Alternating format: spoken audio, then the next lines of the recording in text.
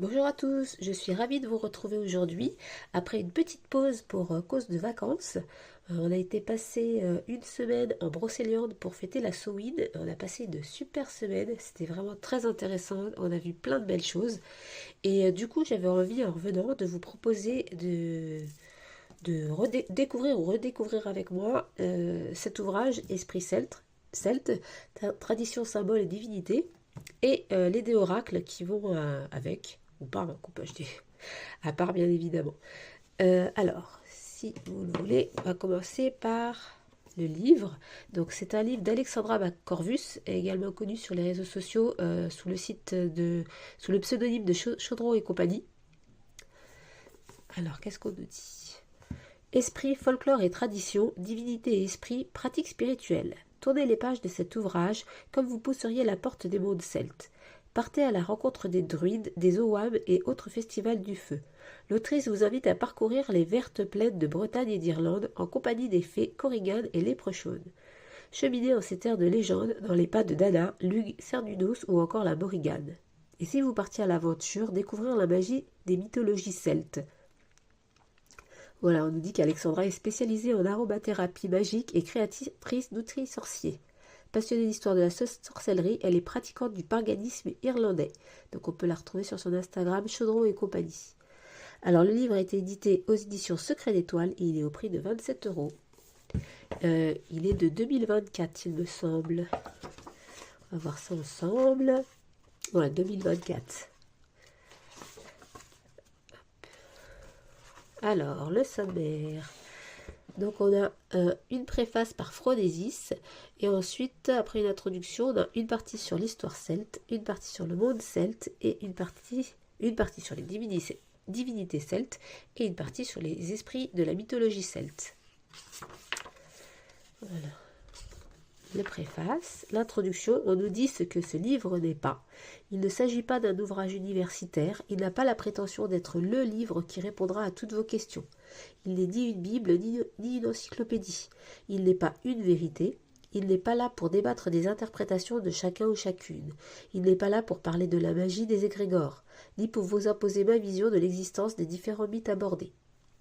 Ce livre est l'aboutissement d'années de passion dévorante, de recherche sur la mythologie des mondes celtes au sein d'ouvrages historiques et universitaires, de lecture en français comme en anglais, d'écoute de podcasts et de vidéos, de prise de notes dans des carnets, des cahiers à spirale et sur des feuilles volantes, mais aussi des années de réflexion, de discussion, d'échange. Le but de ce livre est de vous ouvrir une porte d'entrée dans le monde celte, de vous accompagner dans vos recherches quand vous ne savez pas où chercher, de vous donner un résumé simple mais poussé de l'histoire de ces dieux, de ces déesses ou de ces esprits qui vous intriguent ou vous appellent. Voilà, donc on a une première partie sur l'histoire celte, avec des très belles photos, ça à souligner. L'organisation de la société celte, l'histoire des Celtes, la délicate question des sources. On a une double page sur les légendes arthuriennes. Donc ça, on en revient, nous. On en a pris plein les yeux et les oreilles à base de balades contées, de spectacles. On a été au centre de l'imaginaire arthurien. On a été voir des musées comme le musée Naya à Rochefort-en-Terre. On a fait plein de choses. C'était vraiment très très sympa cette semaine en Brocéliande. Alors, la deuxième partie sur le monde celte. Donc là, c'est sous forme c'est des entrées à chaque fois, hein, par ordre alphabétique. Et on a des entrées qui sont plus longues, comme par exemple là sur les célébrations ce qu'on appelle aujourd'hui la roue de l'année, hein, mais qui est en fait très récente. Hein. La roue de l'année telle qu'on l'a faite aujourd'hui, c'est quelque chose de très récent. Voilà, on a les festivals. Ça, c'est une recette, la recette de la tarte aux myrtilles. Des magnifiques photos.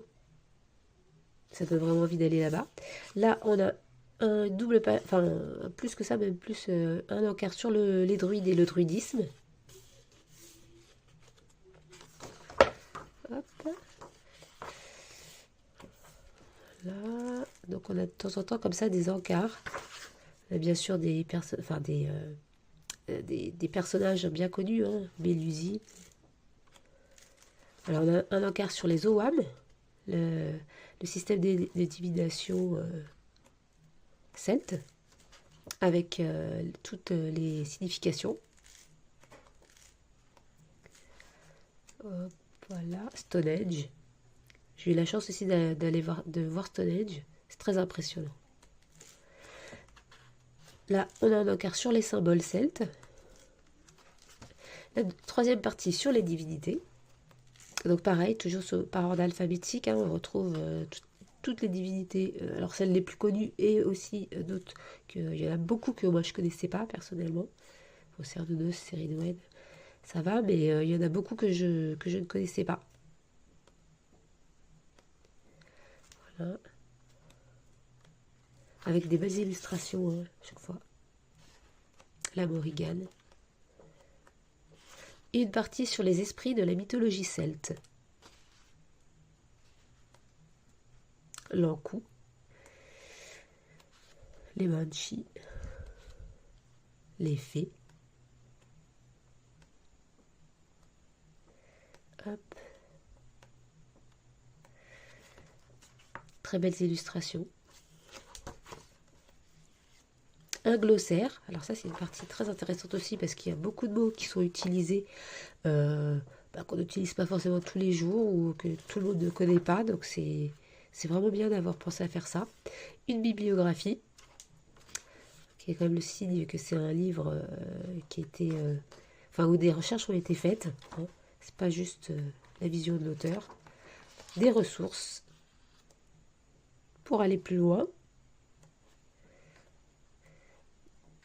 Et un index, voilà, remerciement.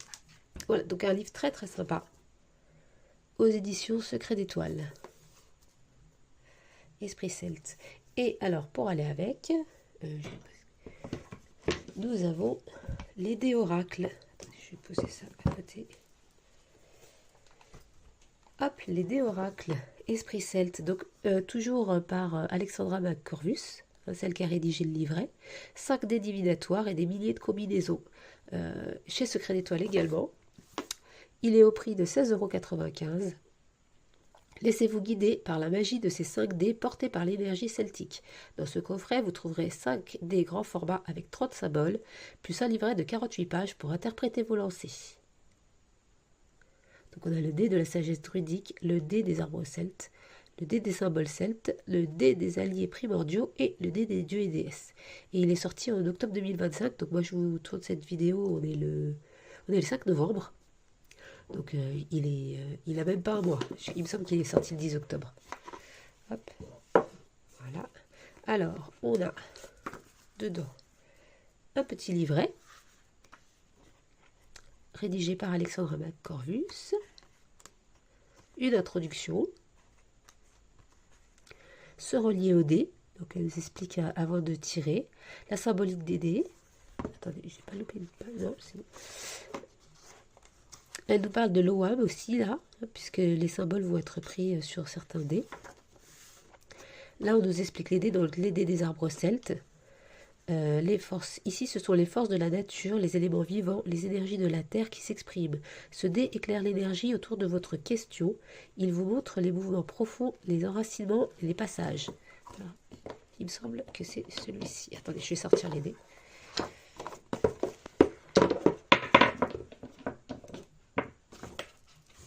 Alors,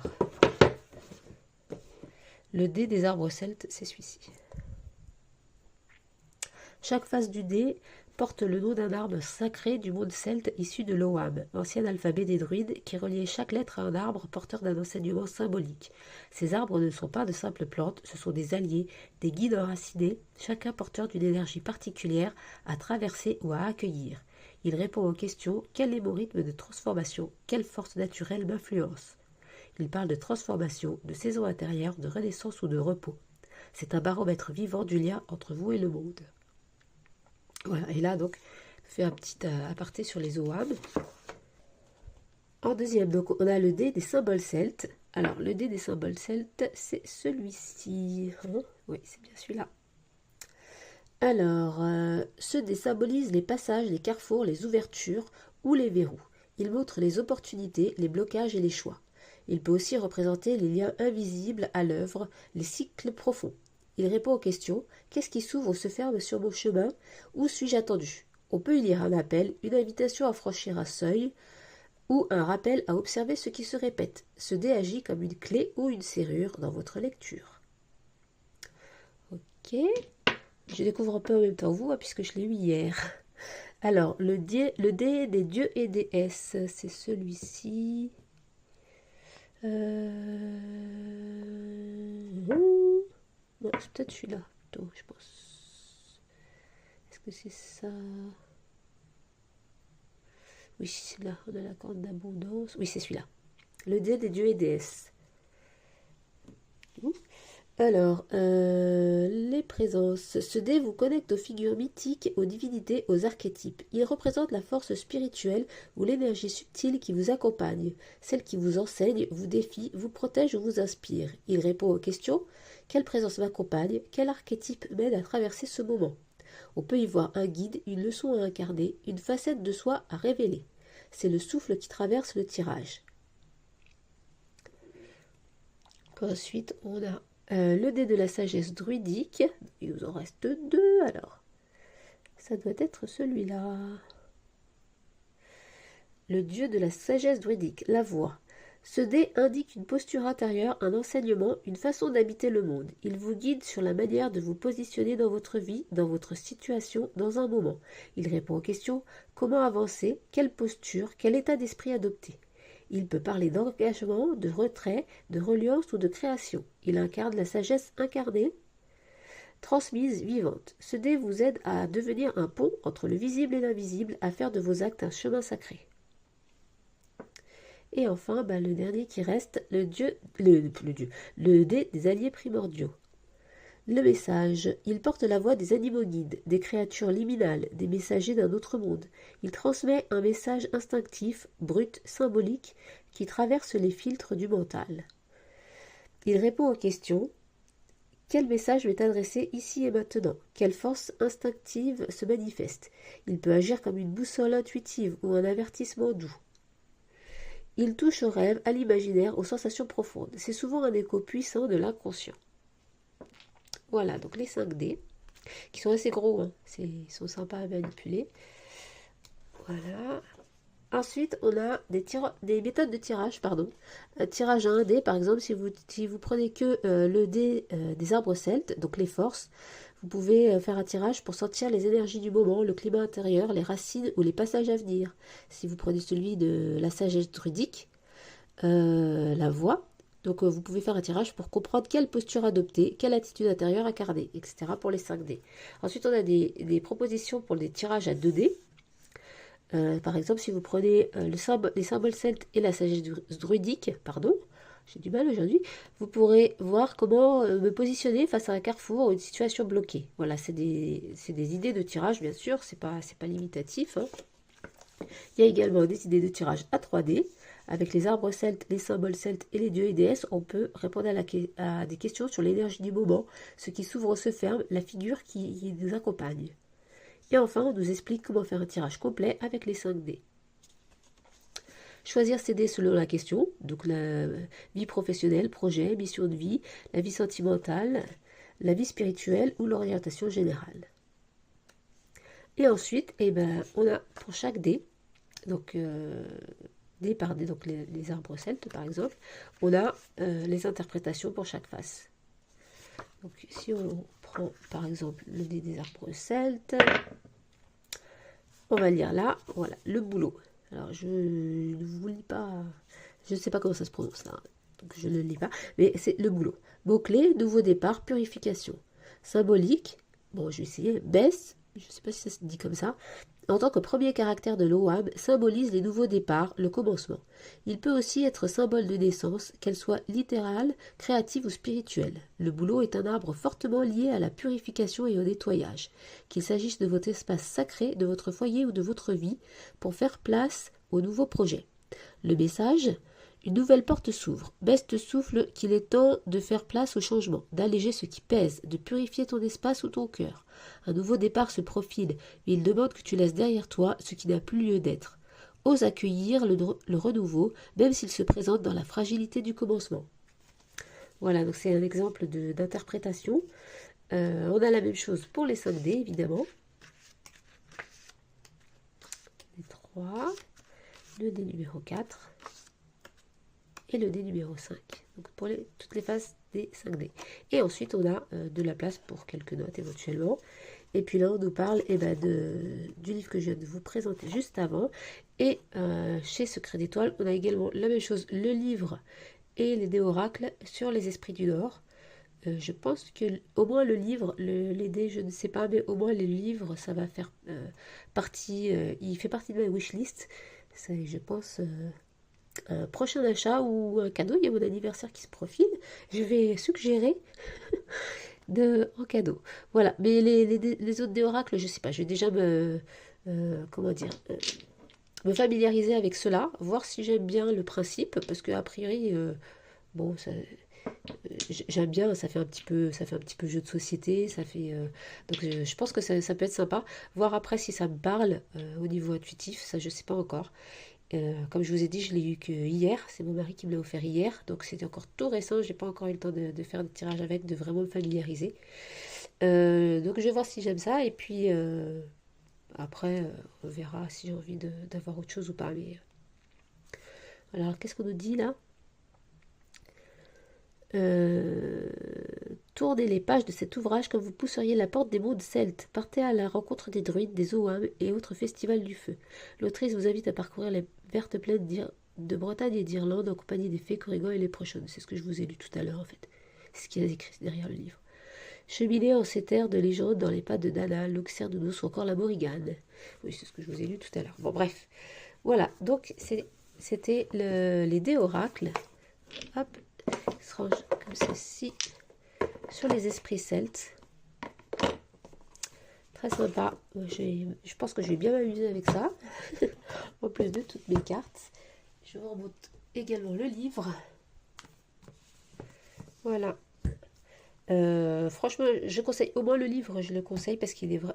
Si vous vous intéressez à toute cette tradition celte et tout ça, il est vraiment sympa. On apprend beaucoup de choses. Alors évidemment, c'est pas un très très gros livre, donc c'est juste une introduction. Hein, c'est juste pour voilà, pour commencer, comme elle le dit elle-même, hein, Alexandra, pour faire un premier pas dans ce monde-là. Après, il y a une bibliographie, il y a de quoi faire ses recherches personnelles. Enrichir tout ça. Bien sûr, c'est qu'un premier pas et ça demande à être vraiment enrichi. Et puis, si vous aimez bien le principe des dés oracles, je pense que celui-ci pourrait vous plaire. Voilà, et bien écoutez, n'hésitez pas à me dire ce que vous en pensez sous la vidéo, à liker si cette vidéo vous a plu, à vous abonner si vous aimez bien ce que je propose. D'ailleurs, je remercie, j'ai vu qu'on était monté à 40 abonnés. Ça peut paraître ridicule, mais pour moi, franchement, c'est déjà beau. Parce que quand j'ai commencé cette chaîne, je me suis dit qu'il y en avait déjà beaucoup d'autres qui faisaient un peu la même chose. Et que bah, c'était pas forcément, peut-être que ça n'allait pas intéresser grand monde. Je le fais pour m'amuser. Je le fais parce que ça me fait plaisir de partager tout ça avec vous. Et puis s'il y a des personnes qui se sentent de me suivre, que ça intéresse, et ben ça me fait vraiment très plaisir. Donc bienvenue à tous ceux qui se sont abonnés. Les autres qui veulent nous rejoindre, c'est avec grand grand plaisir. Si vous avez des suggestions, enfin des envies de vidéos, de choses que vous auriez pu voir passer sur la chaîne que j'ai pas assez développé, n'hésitez pas à me le dire. Moi, j'essaierai d'y répondre avec grand plaisir. Et puis en attendant, ben, portez-vous bien et puis je vous dis à très bientôt.